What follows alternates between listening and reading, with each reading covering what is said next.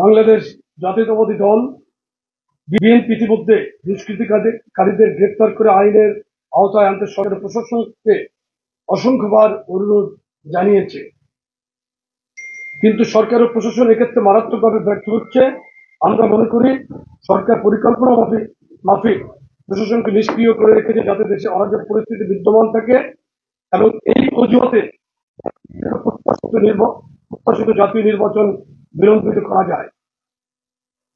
একটি বিশেষ গোষ্ঠী যারা নির্বাচনের মাধ্যমে গণতান্ত্রিক পদ্ধতিতে উত্তরণ চায় না, তারা এই সুযোগটি গ্রহণ করে বিএনপি এবং বিএনপির শীর্ষ নেতাদের বিরুদ্ধে সহিংসতার উস্কানি দিচ্ছে। তারা চায় দেশে আরো অরাজক পরিস্থিতির সৃষ্টি হোক। সরকারের একটি অংশ তাদের এই দূরভিসন্ধিমূলক পরিকল্পনার অংশ হয়ে অপরাধ দমনে নিষ্ক্রিয় হয়ে পড়েছে। আইন শৃঙ্খলা পরিস্থিতির উন্নতির জন্য কোনো দৃশ্যমান পদক্ষেপ গ্রহণ করছে না। আমরা বারবার অনুরোধ করার পরও দুষ্কৃতিকারীদের গ্রেপ্তার করা হয়নি।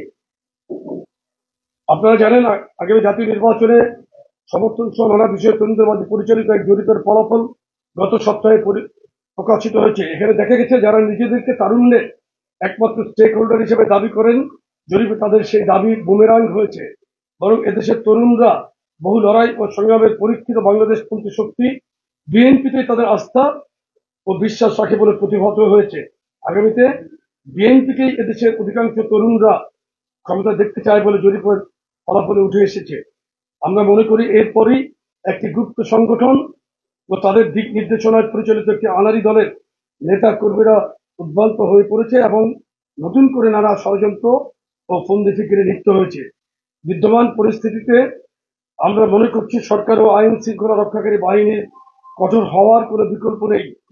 আপনারা আইন শৃঙ্খলা পরিস্থিতির উন্নতিকল্পে কার্যকর পদক্ষেপ নিন। এখানে আমাদের যদি কোনো ধরনের সহযোগিতার প্রয়োজন হয়, আমরা তা করতে সর্বদা প্রস্তুত আছি। একই সাথে দেশের জনগণকে অনুরোধ করছি, আপনারা সতর্ক থাকুন।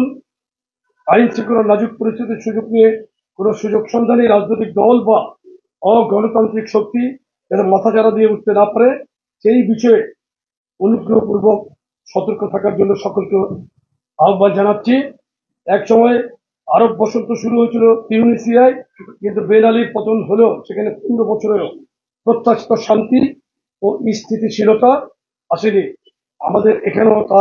আমাদের এখানেও যারা ধারাবাহিকভাবে অশান্তি ও বিশৃঙ্খলা জারি রেখে নিজেদের এজেন্ডা বাস্তবায়ন করতে চায়, তাদের অসৎ উদ্দেশ্যের বিষয়ে আমরা সকলকে সতর্ক থাকার জন্য আহ্বান জানাচ্ছি। ধন্যবাদ সকলকে। বাংলাদেশ জিন্দাবাদ। সকলকে ধন্যবাদ। বাংলাদেশ জাতীয়তাবাদী দল, যুবদল, ছাত্রদল, স্বেচ্ছাসেবক দল জিন্দাবাদ।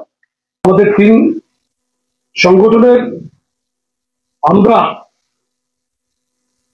5 জনকে গতকাল সংগঠন থেকে আজীবনের জন্য বহিষ্কার করেছি এবং আইন শৃঙ্খলা রক্ষাকারী বাহিনীকে আমরা জোর দাবি জানিয়েছি, উদাত্ত আহ্বান জানিয়েছি তাদেরকে অবিলম্বে অতি দ্রুত গ্রেপ্তার করে আইনের আওতায় আনার জন্য।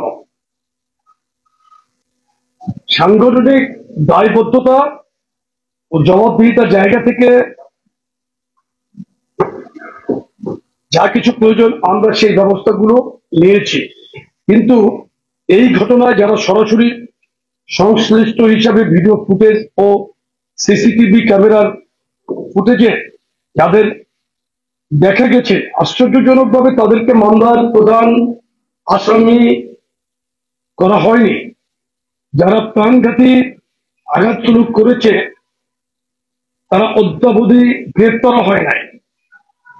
এর কারণ আমাদের বোধগম্য নয়। গণমাধ্যমে মামলার এজাহারে উল্লেখিত বাদীর মেয়ে বলেছেন, মামলার এজাহারে খুনের সাথে সরাসরি সম্পৃক্ত 3 জন খুনিকে